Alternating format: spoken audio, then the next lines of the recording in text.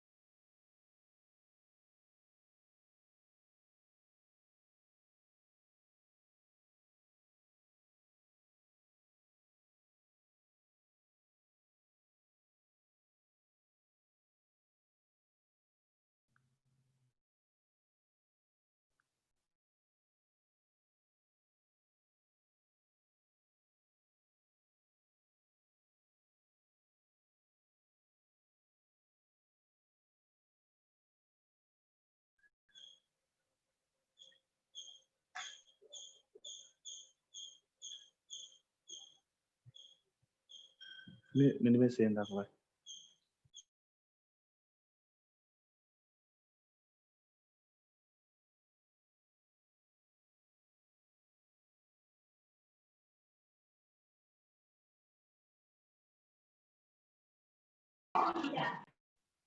Oh no, I'm sounded out.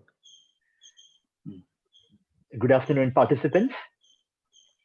Welcome to the second day of the national webinar organized by the Department of History, NSS College, Pandalam. To start the second day's proceedings officially, let me call upon Dr. A. Krishnakumar, Assistant Professor of History, NSS College, Pandalam, to welcome the participants. Welcome, Krishnakumar, sir. Good afternoon, dear participants. Today, the second day of the webinar. In this session, our resource person, Dr. Biju sir, Assistant Professor, Department of History, MS College, Kayangalam. He is specialized in cultural history. On behalf of NSS College, Pandalam and Department of History, I cordially invite Dr. Biju sir to this session, and also welcome Dr. Sebastian sir, Dr. Madhav sir, and to this. And I welcome all the dignitaries and participants to this session. The topic is the frames of discourse, the representation of the British Raj in Kerala. So I request Dr. Biju sir to present the paper. Thank you. Thank you. Thank you, sir. Thank you. Over to you, Biju sir. Yeah, thank you. Sir, I'm audible. Yes, sir. Yes, sir. You're audible. So you want that slide to be presented again? No. Okay. Okay. Okay. Good afternoon, all of you. I am very happy to associate with the 2 days national seminar conducted by the Department of History, NSS College, Pandalam. At the very outset, I express my sincere gratitude to Dr. Lega Pillai, head and convener of this program, head of the Department of History, NSS College. Then Dr. Krishna Kumar and Dr. Sajani Shue, other faculty members of the department. And I also extend my sincere thanks to Dr. Jayagumar K, IQSC coordinator. Today is my talk. The title of my talk is Frames of Discourse, the representation of the British Raj in Kerala. Actually, this talk is an attempt to examine the manner in which the buildings that arose from the framed and fraught and ambiguous experience of colonial modernity might be regarded as still frames to employ a useful cinematic metaphor of a continuous dialogical process of cultural construction and change. It explores some of the ways in which architecture, from humble dwellings to monumental public buildings, constitute distinct and particularly revealing frames of practices within the matrix of interconnected colonial discourses. However, I believe that such architecture inquiry has a potential wider relevance and usefulness for interdisciplinary, cultural, and colonial studies as well. Regarded from a more holistic point of view, of course, it could be argued that architectural history only begins once buildings have been constructed, or at least represented outside their designers' minds, thereby become a part of social knowledge and experience. Such a view raises a different order of questions. Quite naturally, number of questions in the mindset of the researcher or a history student as a teacher. How do buildings learn semiotic frameworks that gather meaning and value over time? Then, how do buildings as a form of spatial syntax materialize and mediate social relations and therefore power? And why, therefore, do certain building types and patterns tend to be reproduced by design? So whenever these types of questions raised by a researcher, quite naturally understand that during the British Raj, it was usually accepted that to build was to create a meaning. Architecture was phonetic. It had an expressional character and it exhibited a particular moral or political ideas. Choosing a style implied choosing meaning, but what meaning might be ascribed to any particular style was frequently contested matter in Victorian architecture. So, if you look at the construction, if you look at the pictures, they had already showed before the beginning of this seminar on the basis of the PPT, you had clearly noticed that number of colonial buildings in across the India, they had constructed the similar uniform pattern. So if you visualizing or watching a particular monument in the form of a monument or a church or VJT hall or secretariat building or any other building, quite naturally how to create certain types of ideas in the psyche of a student, certain different types of notions, certain different types of identities, especially a colonial building directly involved the idea of colonialism. The colonialism, and at the same time, when we try to analyze the history of the colonial building, you try to apply the interdisciplinary approaches, in the aesthetical sense, then at the same time social aspects, then cultural aspects, then economic aspects, then political dimensions, or different types of identities, different types of notions quite naturally came to the mindset of a researcher. So as a history student or as a history teacher, we directly applied the concept of a colonial building, tried to problematize that problem only on the basis of the colonialism and its cultural context or the cultural ideologies. So colonialism and its discourse has been problematizing by the historians and the social scientists since the days of Karl Marx and Frederick Engels, because Marx has the first thinker to analyze the concept of colonialism. Britain capture, British intervention in the islands, Marx argued that it was the typical example of colonialism. And at the same time, Marx and Engels has clearly explained the colonial ideologies in different perspectives, for example, on the basis of the political, then cultural, then economic. But in his Communist Manifesto, Marx has observed that for about 2 centuries, Western culture termed as high culture. This later may be called a mass culture, or better, mass cult. Mass cult is a parody of high culture. Mass cult break down the wall, integrating the mass into a debased form of a high culture, and this become an instrument of domination. Mass cult is a dynamic revolutionary force, break down the old barriers of class, tradition, taste, dissolving all cultural distinctions. It shows that Marx has clearly explained the idea of the cultural domination of colonialism also.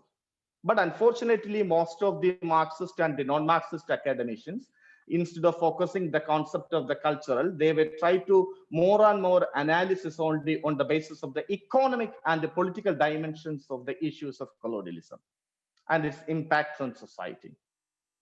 But around the 1950s, 60s, 70s, certain path-breaking studies were emerged, especially the publication of Antonio Gramsci's The Prison Notebooks in 1950s, and the English translation of Antonio Gramsci's Prison Notebooks in 1970. After that publication, numerous theoreticians, numerous social scientists, they were trying to engage at different types of, different types of identities or notions on the basis of the culture and colonialism. So they had observed that the colonial conquest was not just the result of power of superior arms, military organizations, political power, or economic wealth, as important as these things were. But colonialism was made possible and then sustained and strengthened as much by cultural technologies. These cultural technologies you could saw with the introduction of English education, the police, judicial system, construction of buildings, clubs, then dress matters, then food, the local self-government, the entire administrative structure, they were redesigned on the basis of the concept of the culture and its ideology. But to compare with the lots of historians or the social scientists' observation, the Saidian notion is very remarkable. Edward Said, who tried to analyze the concept of Orientalism on the basis of the Foucauldian notion. He imbibed the idea of power and knowledge on the basis of the Foucauldian notion. Power and knowledge are bound up. Power having a productive disciplinary relation to the creation of knowledge and its working subjects. Power ramifies through all modern societies, helping to establish dynamic conjunctions or discourses or texts, operations and institutions, producing those forms of knowledge that undergird modernity defines in others.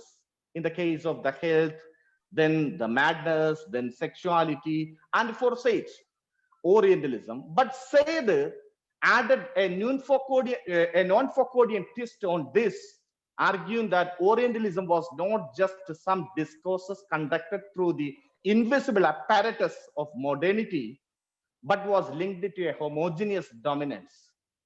Here, the more visible actions of Western imperialism on the East.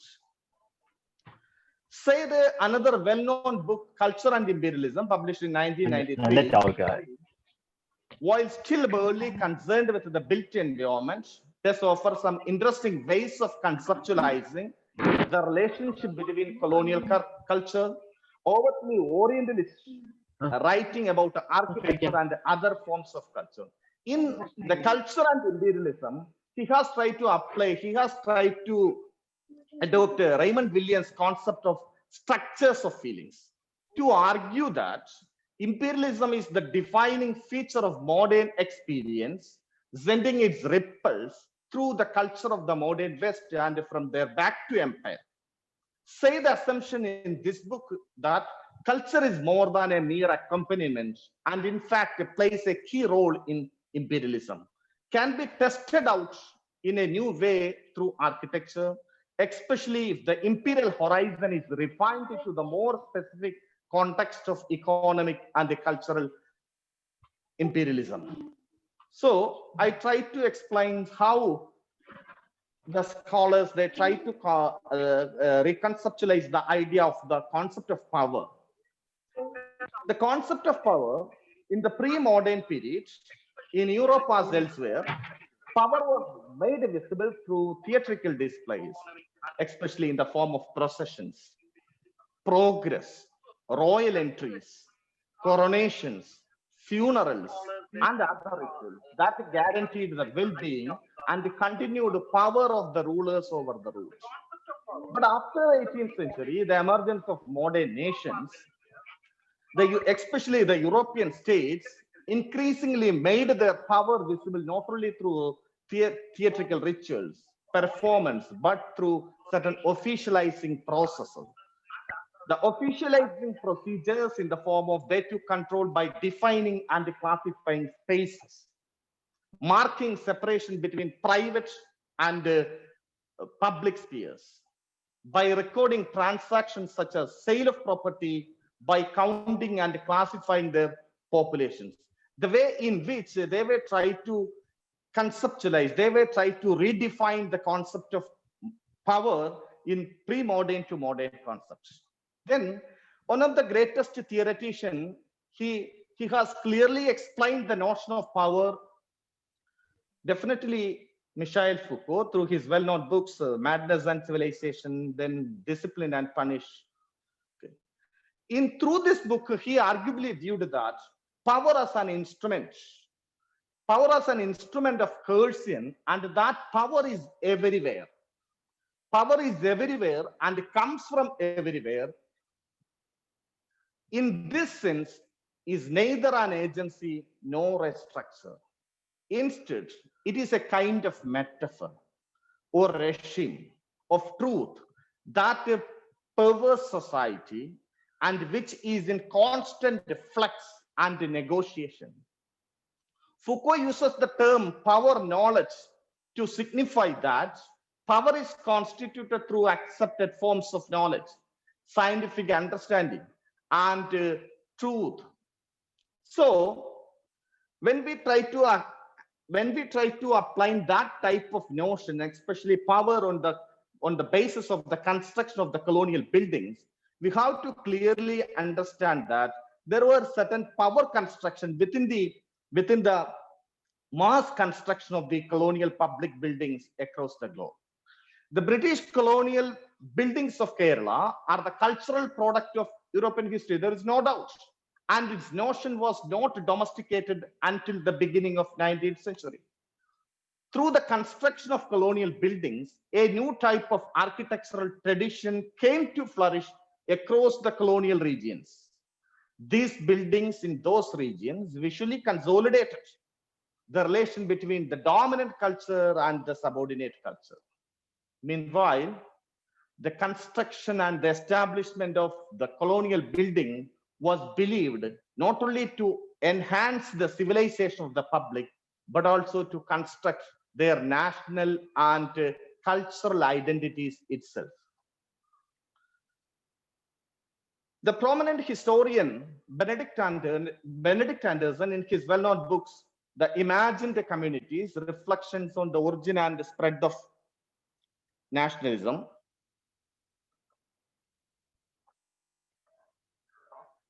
Anderson has rightly observed that the census, maps, museums, buildings, etc. had changed their original forms and functioned as major institutions of power, which built a group's collective national identity as an imagined community.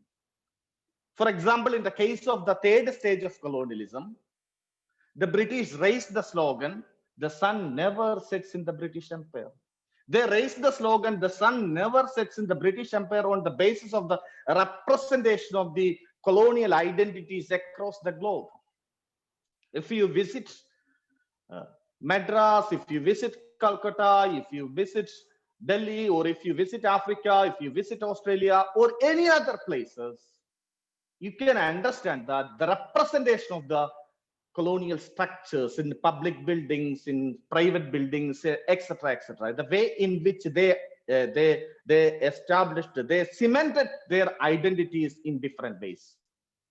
So the colonial building making the invisible power structure in a visible manner, the exact way. As through careful manipulating, they could be used to distinguish we from others, the high and the low, the primary and the secondary, so forth. Today, quite naturally, we are not using the term colonialism. The relation of the colonialism and the colonized still exists in the form of a cultural colonialism. During the first decades of the British rule in India, following the victories of the Battle of Plassey in 1757, then the Battle of Buxar in 1764, the British gave little thought to architecture. For the most part, they were engaged in extending and consolidating their hold over the subcontinent, and they were the commercially minded Europeans. They were more concentrated to expand their colonial powers in the nook and corner of the nations.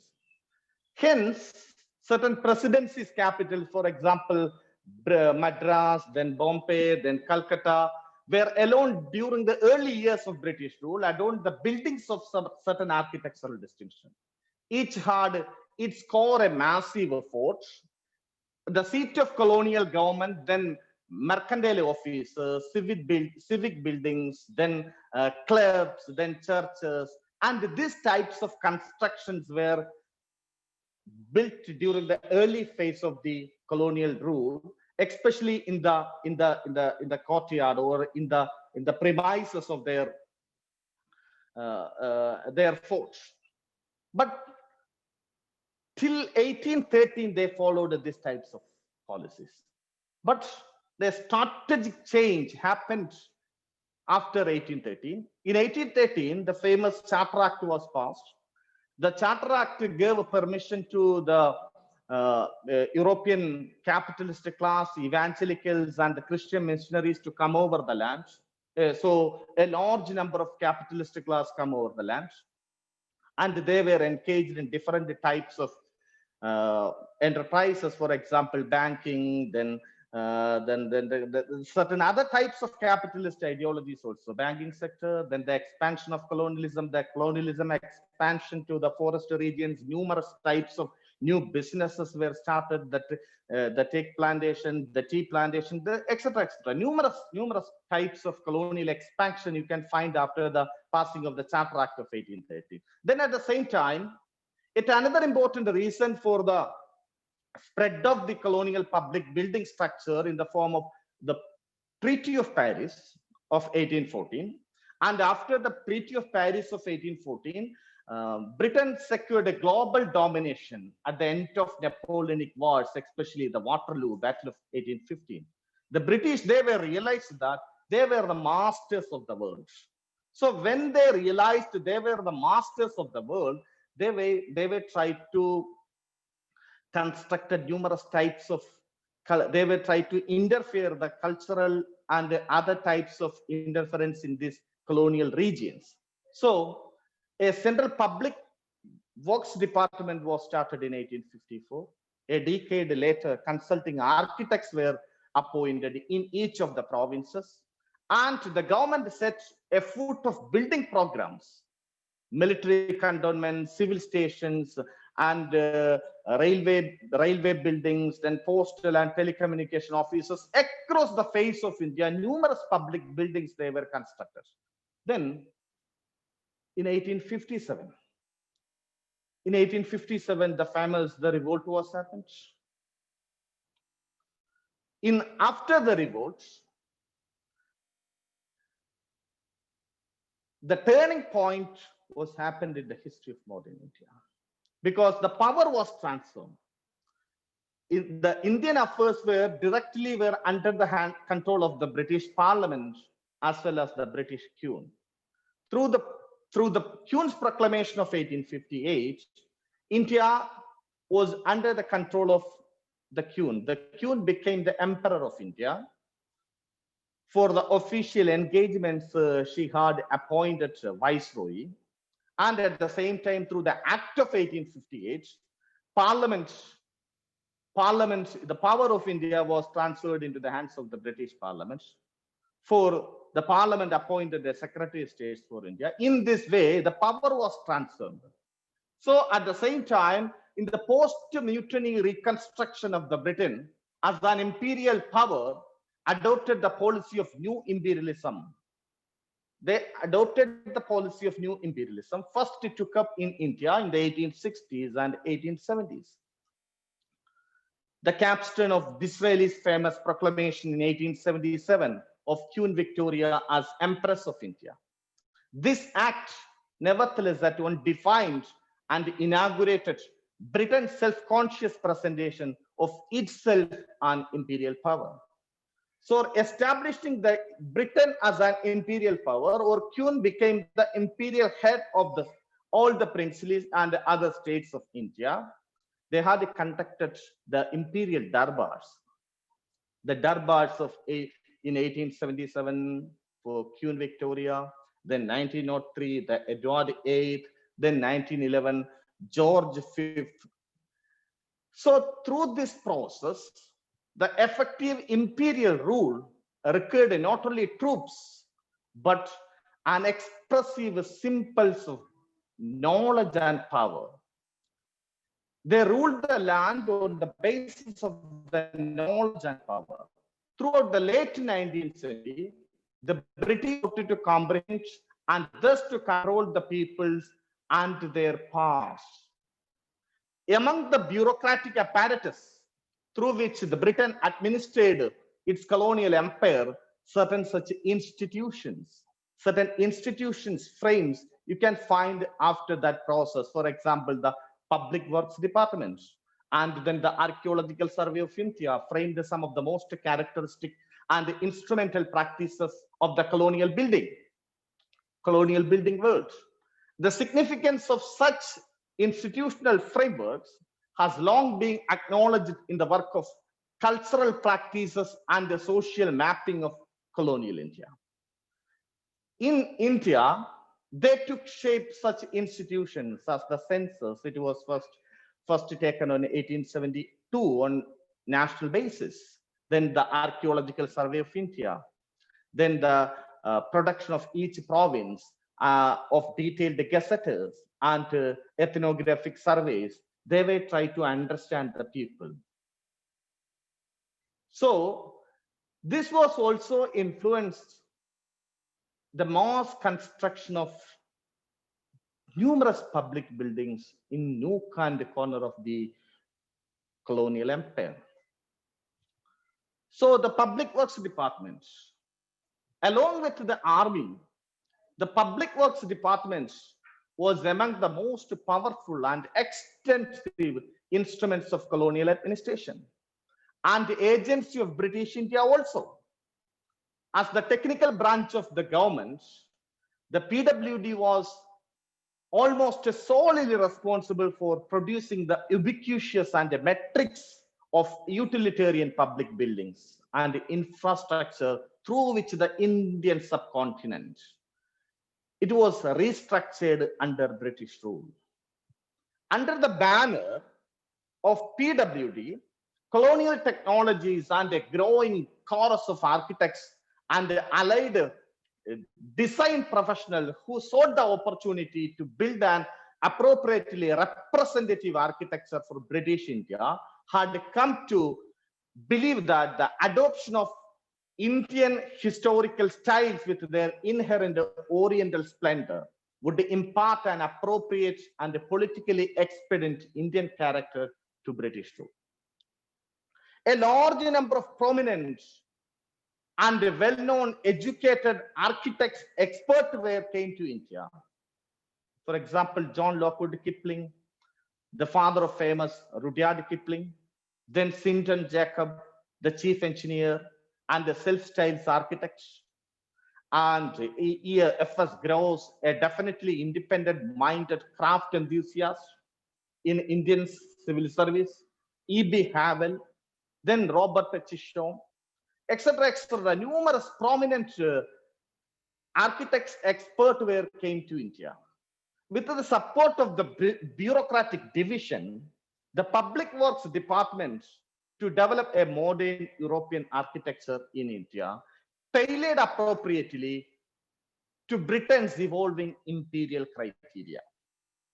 This bureaucratic division of knowledge and labor was further institutionalized by strategic expansion of staff and operations of the PWD that was implemented at the turn of the 20th century in parallel with the expansion of the Archaeological Survey of India to undertake archaeological conservations.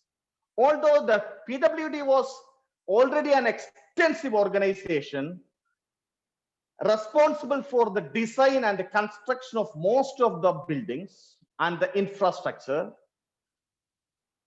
required by the colonial administration, it had previously relied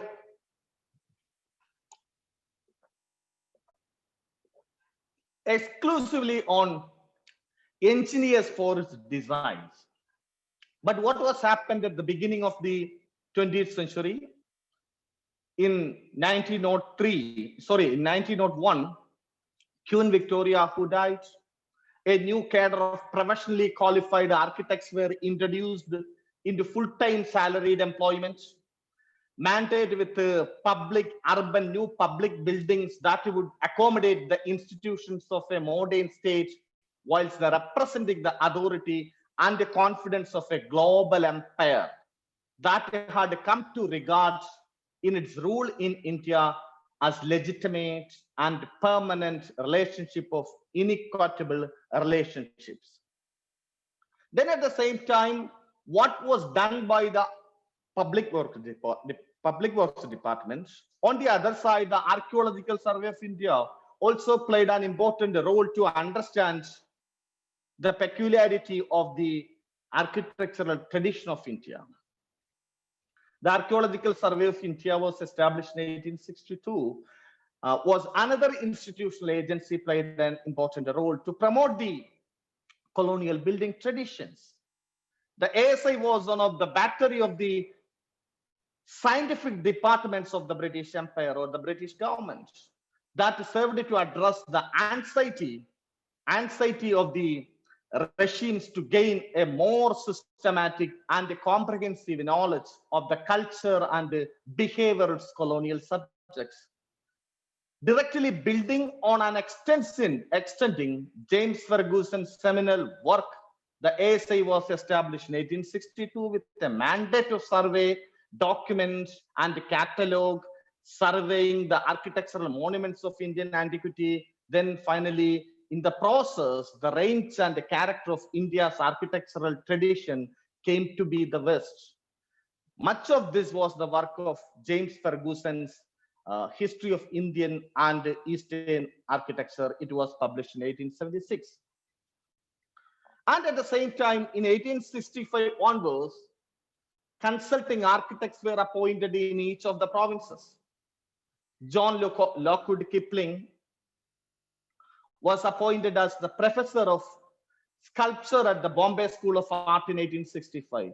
He wrote an article on title Indian Architecture Today. He wrote that, within quote, the highly centralized departmental system is very essential from all buildings a uniform pattern. So from the days onwards, they were trying to adopt the uniform pattern of public buildings. Then, speaking before the Society of Arts in 1873 on architectural art in India, T. Roger Smith, who has observed that as our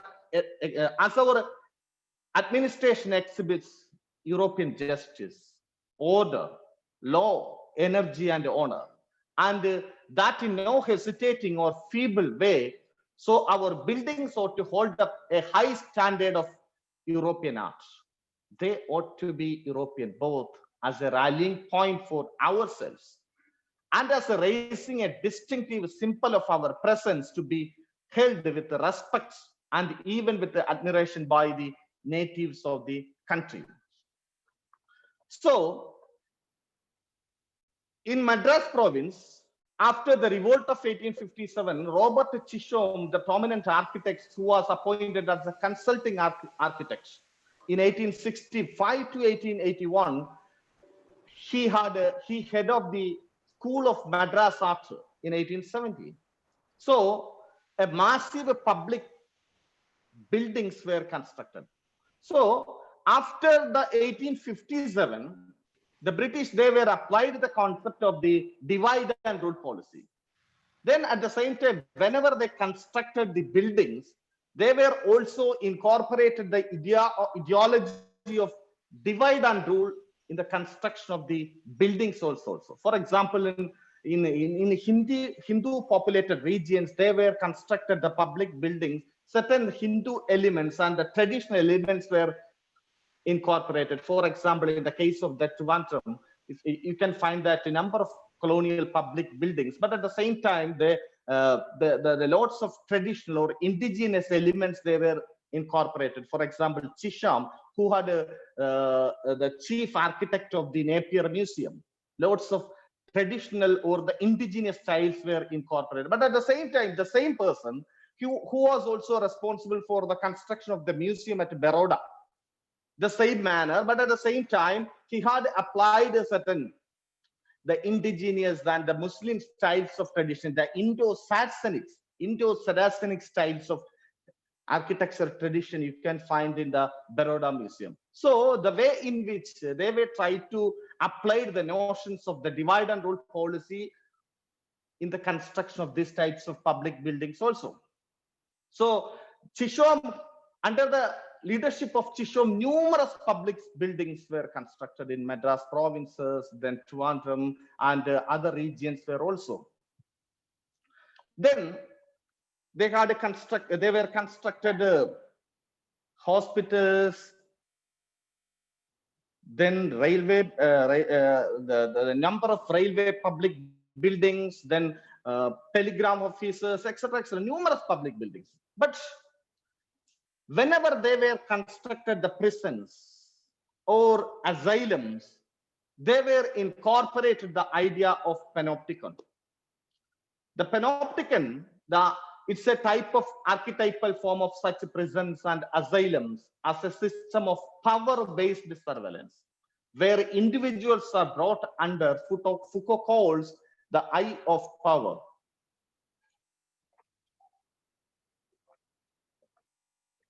The eye of power, it is to be found in the English intellectual Jeremy Bentham's proposal for a panopticon prison. The panopticon is a prison in which the conduct all the inmates and all the internal spaces are subjected to inspection by the directive staff.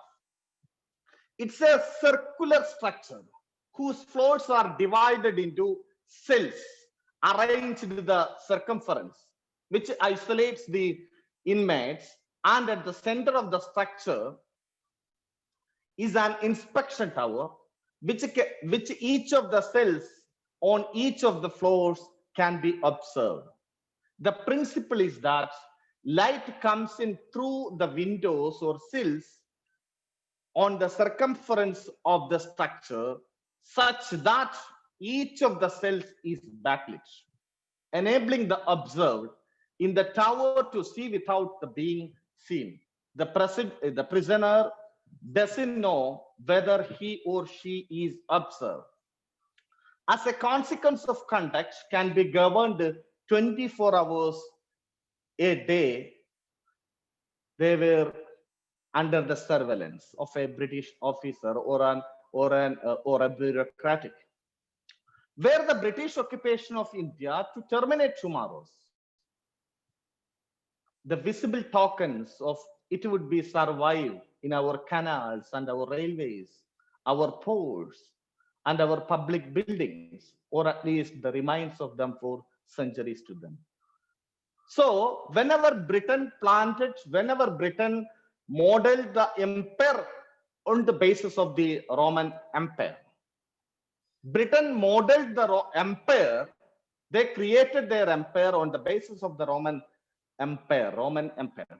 So the colonial buildings, making the invisible power structure in a visible manner, and through careful manipulating, they could be used to distinguish we from others, and the high and the low, the primary and the secondary, and so forth. But the builders in the empire sought as well to take into account what they saw as the special demands that the climate and with the colonial style of life imposed in architecture. As a result, all agreed that successful colonial buildings involved the incorporation or adoption of some British British indigenous styles also. They were in certain personal buildings. For example, in Travancore, there were numerous bungalows were constructed by the British. So in their bungalows, they were also adopted certain indigenous styles also, only in the exterior portions, because the arrangement of space substantiality altered the nature of the indigenous bungalow, but it at once secured the ventilation the English required, and in a hot climate, and marked out their separateness as a colonial elite also. But whenever the colonialism represented, so wherever the colonialism represents, these types of identities, you can find that. In the Middle East, or in Egypt, or the Ottoman Eastern Mediterranean, particularly Turkey, Palestine, etc., in these regions, there was no direct colonial intervention. But at the same time, in those places also, you can find these types of colonial public buildings in the form of the church, clubs, then certain buildings for official purposes also. The scholars, they observed that it is the example of informal imperialism. The term informal imperialism was first used by John Gallagher and Ronald Robinson in their essay, The Imperialism of the Free Trade. Then later a band of historians, they were used the informal imperialism. For example, Brewer, the Marxist theories of imperialism. Then later Eric Hobson, in his well-known books, The Age of Capital, who has also used the term informal imperialism. When we try to analyze the concept of the colonial public buildings on the basis of the Pierre Bourdieu's notion, Pierre Bourdieu, the French sociologist and theorist, in these cognitive and cultural terms, colonial buildings practices could be regarded, alternatively, Bourdieu called a field of production. A field of production in the sense, a dynamic game-like spaces of relation in which multiple distinct agents or players took a position and invested their respective competence and resources. In the particular building field of British India, the players included British engineers, architects, and bureaucrats, and far greater numbers of native assistant engineers, craftsmen, then construction laborers who did the actual design, documentation, and building, not to mention the clients and occupants, European and native, of the building produced. It was this multiplicity of players who collaborated with the necessary convention and a certain feel for the game to reproduce the characteristic built environment. As a spatial metaphor, the notion of the field within quotes, can help us appropriate theoretical production and other fields of production. At the same time, however, the fact was that buildings are not just an artifact of a productive space of relations in the metaphorical sense that Bourdieu describes a material, that is the concrete material, embodiment of spatial structures as well. Also distinguished architecture from other forms of disciplinary knowledge and practices.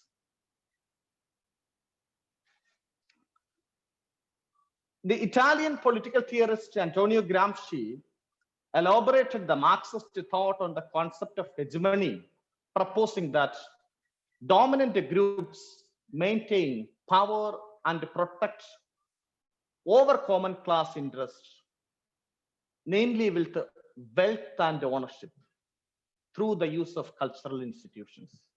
According to Gramsci, the term hegemony refers to the dominance of one group over to the other groups with or without the threat of force.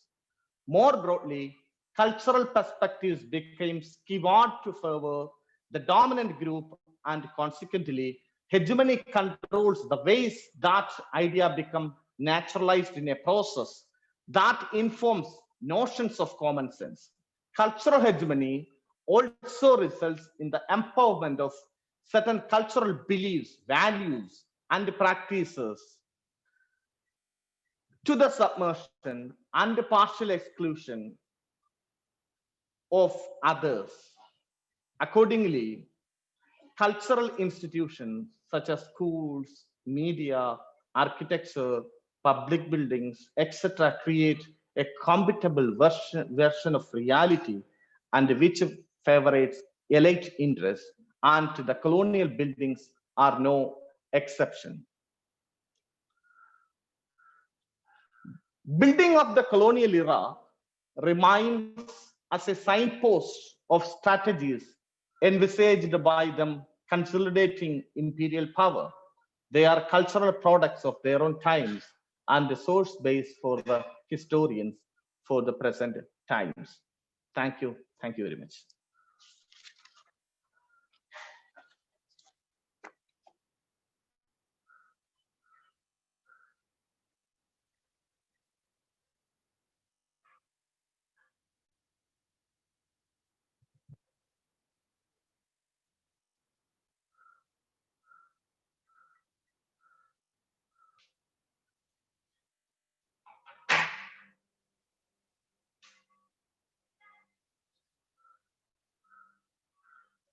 Hello, teacher.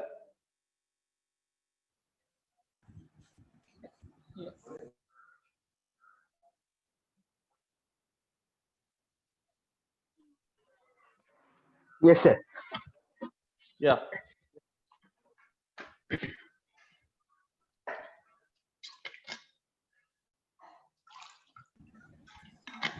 Participants are requested to post the questions if you have any in the chat box, or you can directly ask the resource person.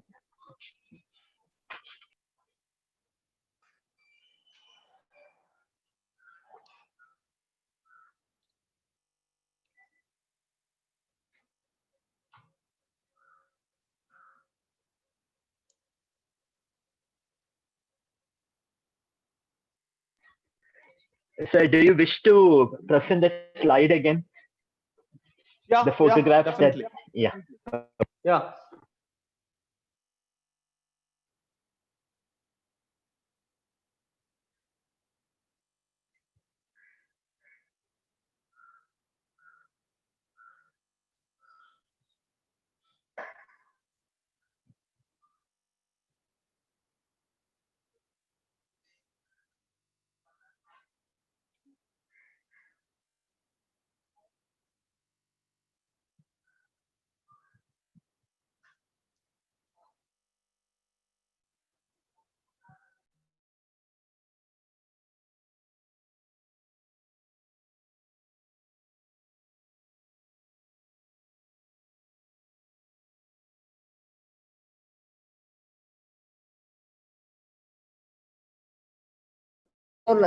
Ford and Son Company.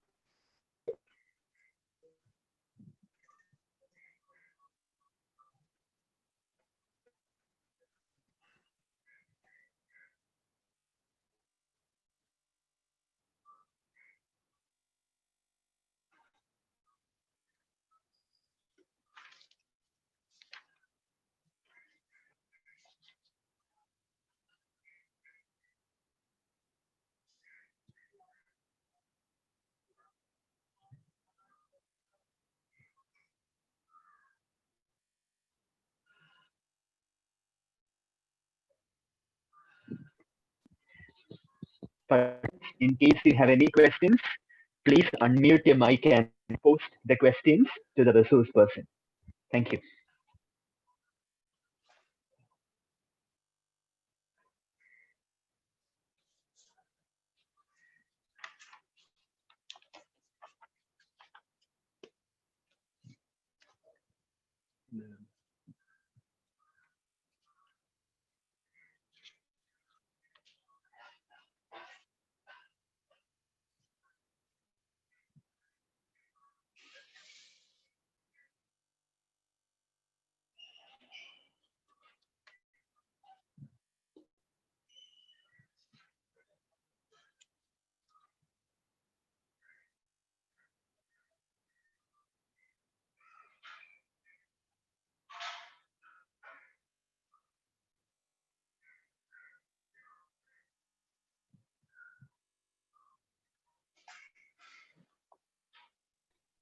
Biju sir, thank you for that session.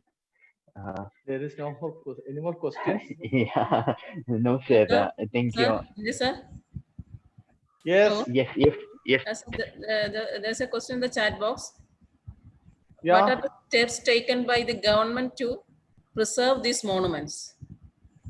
Yeah, teacher. Hello, sir. Yeah, what are they, teacher? Steps taken by the government to preserve these monuments.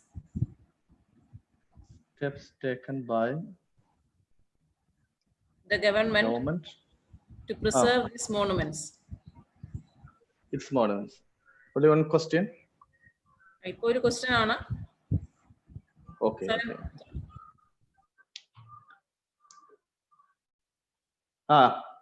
Recently, the central government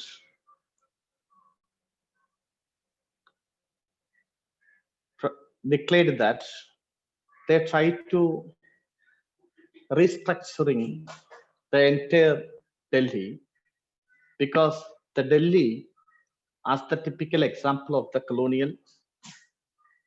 colonial states, so numerous public buildings you can find in Delhi. So they tried to demolish all this building and constructed a new type of Delhi purely on the basis of the traditional architectural features of India. So it shows that most of the government machineries, especially in certain times, the fascist ideologies, they were trying to demolish the ancient or these types of historical identities, and they were trying to introduce their own identities. Actually, the way in which they were trying to introduce the concept of power in modern times. So it has already, I had already emphasized how power work out within the construction of these types of public buildings. So during the time of the British, they were constructed these buildings purely on the concept of the power and knowledge, or on the concept of the cultural identity of the Europeans. But at the same time, whenever a new government, they were also applied the norms of the cultural hegemony. They were also tried to reinstate, or they were trying to also reintroduce a new type of traditions. As I think, as part of that type of traditions, certain governments, they were trying to destroy these types of identities and introduce to their own ideologies in the form of the construction of these buildings. Okay. Hello. Hello. Sir. Hello, Dr. Biju. Can I ask a question? Yeah, definitely. Am I audible? Okay. Yes, sir. Yes, Yeah, sir. yeah. No. Sir, you were trying to link Victorian architecture and the buildings which you showed in your slide. Yeah.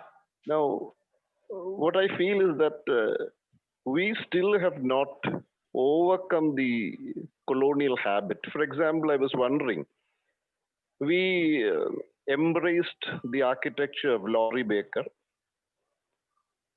We started the Cosford low-cost housing in Thrissur, and then we have the habitat pattern. But why did not the Nalugettu and Ettugettu pattern, why couldn't those architectural patterns transcend the colonial hangover? Why are we still embracing that? And the fun is that the British were also not able to create a new architecture after the Victorian period, because everything went to Germany, France, and US. They started contributing. But what do you think? Is it the mindset of Kerala? Okay. Through this presentation, I had clearly expressed the idea that how a power structure, who hegemonize the people through the construction of their public buildings and their bungalows, or it means that they were always constructed different types of power structure on the basis of the we and others. But your question related to why did the people, or why did the indigenous people, especially the Malayalis, they were not using the traditional Nalukattu or Ettukattu or that type of buildings. I am not always promoting the colonial traditions of cultural elements.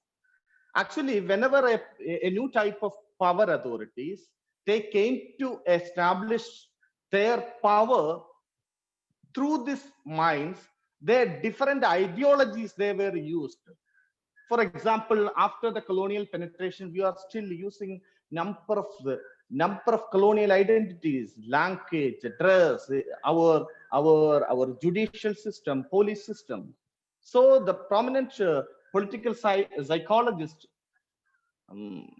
Ashish Nandy, in his well-known books, The Intimate Enemy, he has clearly expressed that the British as the intimate enemy, because the colonial essence of colonialism does not disappear from a colonial land, because the way in which they were tried to incorporate the day-to-day life of the Indian in a different manner, in different ways.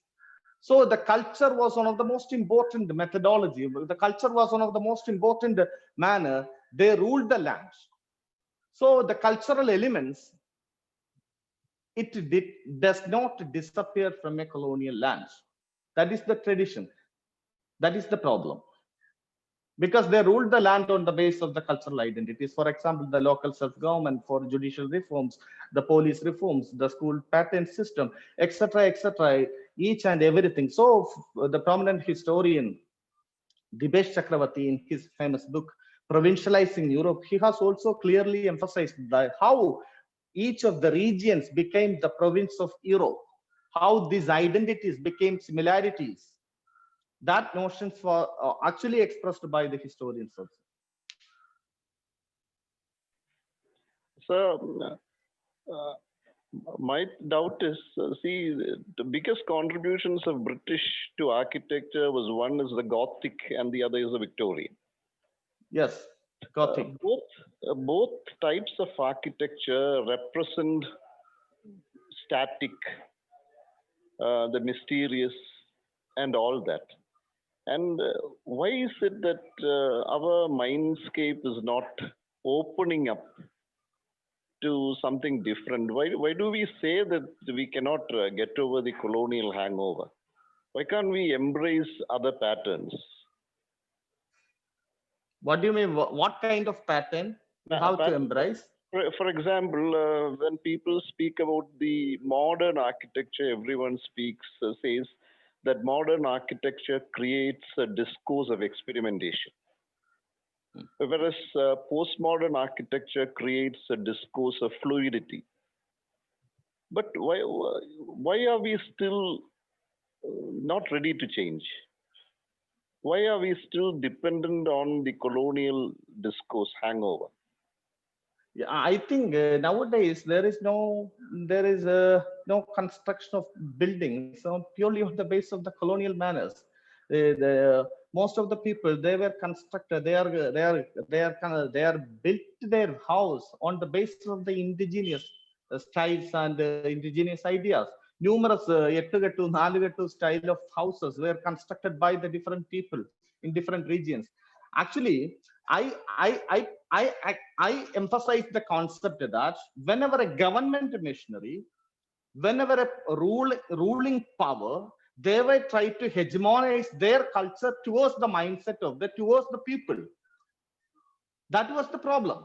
Actually, the colonial rulers, they were ruled the land not only with the help of the powerful arms or military strength or their administrative capacities. They were ruled the land with the help of this cultural technologies also. For example, in Trivandrum, lots of people, they were still believed that the colonial buildings or the colonial roads or the colonial construction of bridges were still exist, because The identity, they had inculcated the mind through the people in different ways. The people still believed that their construction technology is far better than the indigenous styles. So that type of notions were created by the colonial rulers.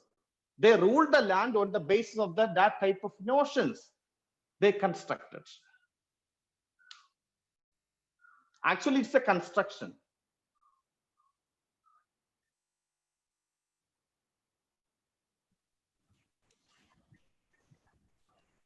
Any other questions?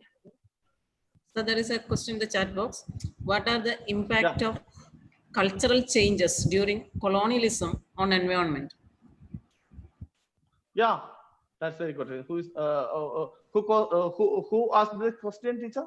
Can you? It has gone up. It has gone up. It is YouTube chat box. Sir, Sajina Shamsu. Yeah. Okay, that's very brilliant question. Actually, they're reconfiguring the nature.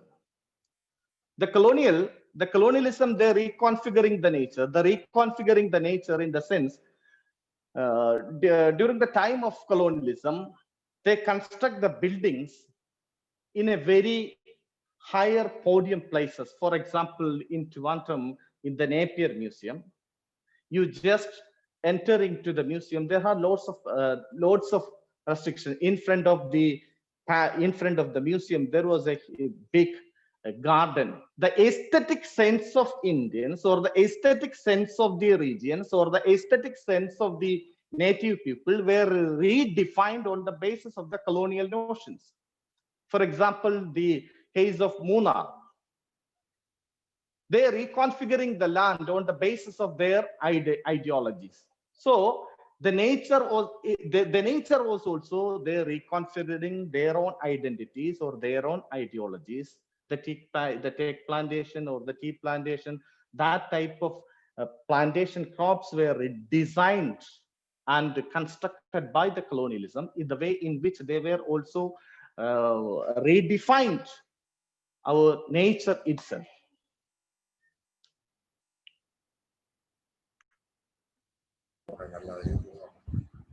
So there is another question.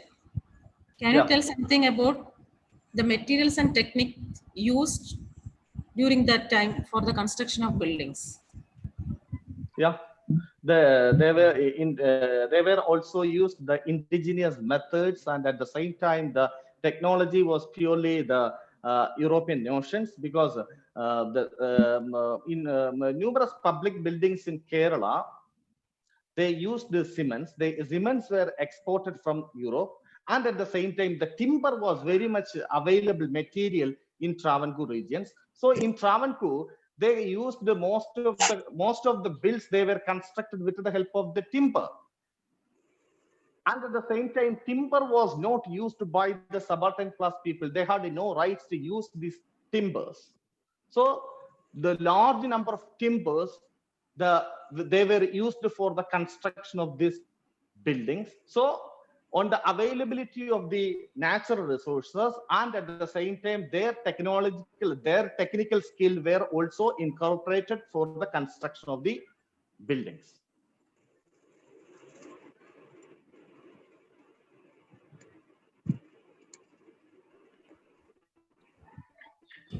I hope that all the questions have been answered. Like, teacher, any other question? Sorry. Okay, so shall we wind up? Yes, sir. Any more question? Yeah. So shall we wind up? I think all the questions have been answered. Yes, excellent.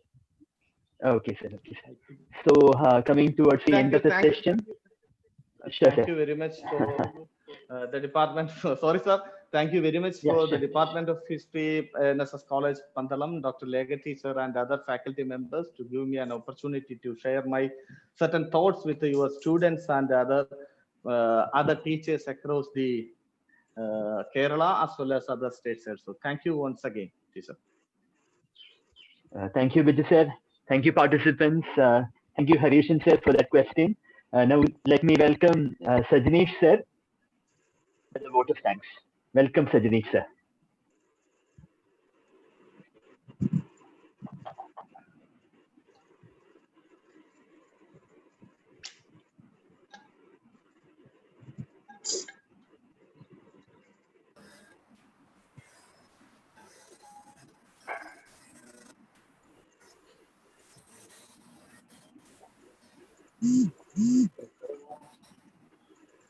Welcome, sir. Welcome. Yes, sir. Yes, sir. Yes. Okay. Yes, good afternoon all. So, you all enjoyed this marvelous session by Dr. Biju R.I. On behalf of the Department of History, NSS College, Pandalam, I express our sincere gratitude to Biju sir for delivering an interesting and informative lecture. We express our genuine gratitude to our principal, Gopal sir, for his support in all the activities of our department. I express our sincere gratitude to Dr. Jayagumar, coordinator of IQAC NSS College, Pandalam, for inspiring and helping us in all curricular and co-curricular activities of our department. We are really thankful to Dr. Reggie Krishna of the Department of English for providing technical support and for making himself available at any time without any hesitation. Last but not least, we express our gratitude to all our colleagues and all participants. Special thanks to dear Hari for making this webinar a fruitful one. Once again, thank you all. Thank you. Thank you, Sajani sir. Thank you, Biju sir. And thank you all the participants. Hope you had 2 fruitful sessions over the last 2 days. Hope to meet you all again. Thank you. Thank you.